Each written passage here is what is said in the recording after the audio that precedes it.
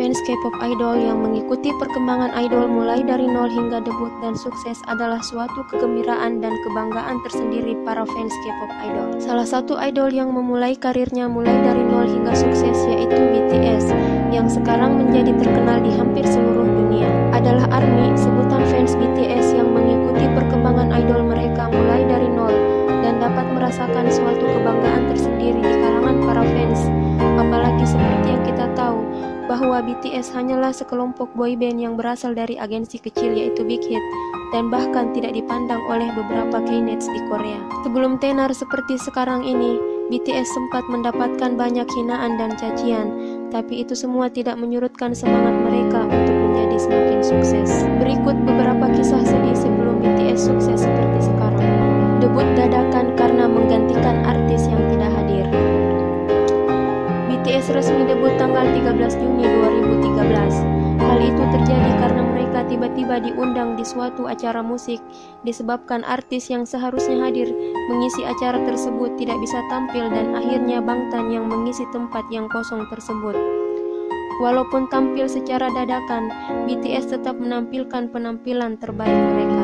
Satu kamar bertujuh. Karena dulu agensi mereka sangat kecil, jadi perusahaan mereka Big Hit hanya bisa menyewa rumah kecil dengan satu kamar, dan mereka bertujuh menempati kamar itu, walaupun kamar itu sangat kecil dan sempit. J-Hope yang merasa sedih karena tidak mendapatkan pesan dari ARMY. Sebelum BTS debut, mereka seringkali melakukan vlog dan menyapa para fans. Waktu itu giliran J-Hope yang membuat vlog dan menyapa ARMY. Ketika ia mengecek pesan yang masuk untuk BTS, ternyata tidak satupun fans yang mengirimkan pesan untuknya, dan itu membuat dia merasa sedih dan kecewa. Kantor Big Hit ngontrak di lantai 2 di atas sebuah kafe. Seperti yang kita tahu bahwa dulu Big Hit hanyalah agensi kecil dan kurang biaya.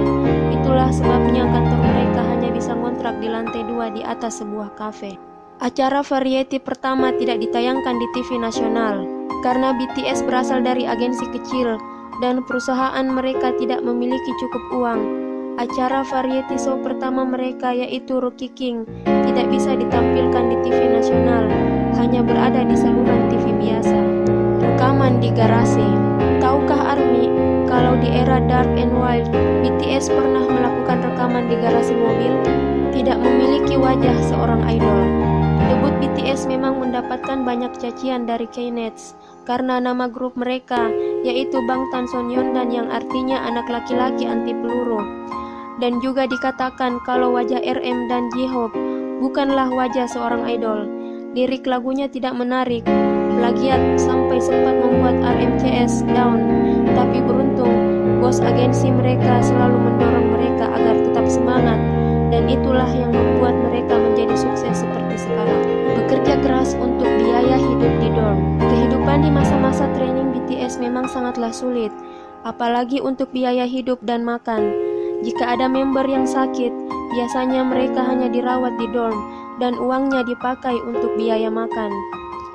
Jin dan Suga sebagai Hyung tertua selalu merasa bertanggung jawab untuk memberi makan dongseng mereka. Bila Jin mendapatkan uang dari orang tuanya, dia akan memakainya untuk membeli persediaan makanan. Berbeda dengan Suga yang berasal dari keluarga miskin yang harus melakukan kerja sambilan untuk mendapatkan uang. Sampai suatu hari, dia hampir meninggal karena tertabrak mobil. Kisah ini diungkap Suga di acara Burn the Stage episode 3. J-Hope pernah keluar dari perusahaan. Masih di Burn the Stage The Series episode 3 juga menceritakan tentang J-Hope yang hampir saja keluar dari perusahaan sebelum debut. Tetapi RM memberitahu perusahaan kalau di grup BTS sangat membutuhkan sosok seperti J-Hope. Itulah sebabnya J-Hope kembali dan akhirnya menjadi member BTS. V sempat di-skip oleh fans di acara fan meeting. Bagaimana menurut kalian melihat video ini? Kejadian tersebut terjadi di awal debut BTS. Ada fans yang men-skip V di acara fan meeting, dan itu membuat V menjadi sedih dan sangat kecewa. Big Hit tidak memiliki cukup uang untuk promosi. Karena perusahaan Big Hit belum memiliki cukup uang, akhirnya mereka memanfaatkan channel YouTube untuk promosi dan sekaligus sebagai media untuk berkomunikasi dengan fans. Sama halnya ketika comeback di era HYYH, perusahaan mereka memanfaatkan mobil staf untuk pembuatan MV Run. Pernah tidak diberi fasilitas ruang ganti. Sebuah komentar di video YouTube mengenai percakapan antara Crayon Pop Gigi dan Wei yang isinya kira-kira seperti ini. Crayon Pop Gigi: selama promo BTS di Korea, BTS tidak diberi ruang tunggu dan pusat siaran, sehingga para member berlatih, berpakaian, berdandan di depan kamar mandi. Mereka akan berlatih tanpa henti, tanpa istirahat, menyapa staf lain yang pergi ke kamar mandi, tetapi grup idol lain secara terbuka memandang rendah kepada mereka.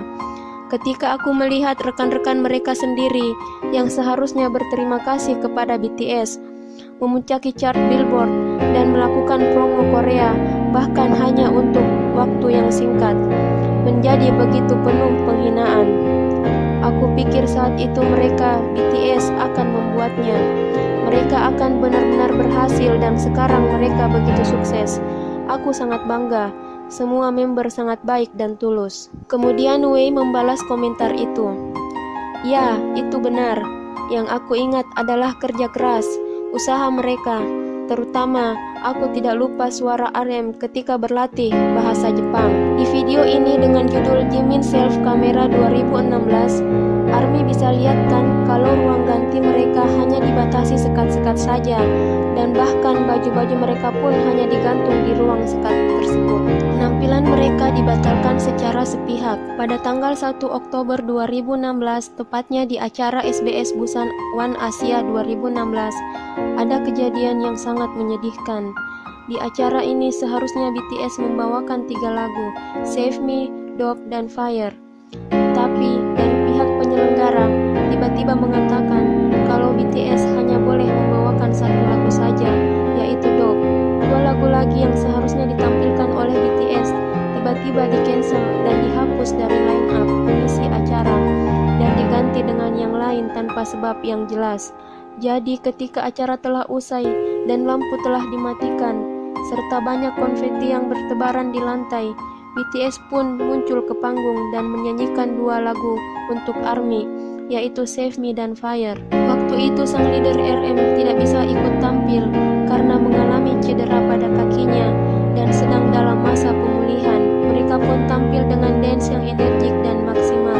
Itulah sebabnya penampilan mereka pada saat membawakan 2 lagu tersebut hanya bisa kita lihat pada video fancam. Banyak ARMY yang terharu dan menangis waktu itu ketika melihat Bangtan bekerja begitu keras. Kisah-kisah menyedihkan tersebut diabadikan Bangtan di sebuah lagu yang berjudul Si. Kalian bisa mendengar sekaligus mencari tahu arti lirik lagu ini. Ini sepenggal lirik dari lagu Si pada bagian Suga.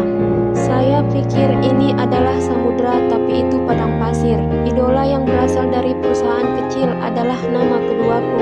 Tak terhitung berapa kali terpotong dari siaran, tapi tempat kosong seseorang adalah impian kita. Mereka mengatakan beberapa dari anak-anak ini tidak dapat melakukannya karena agensi mereka terlalu kecil.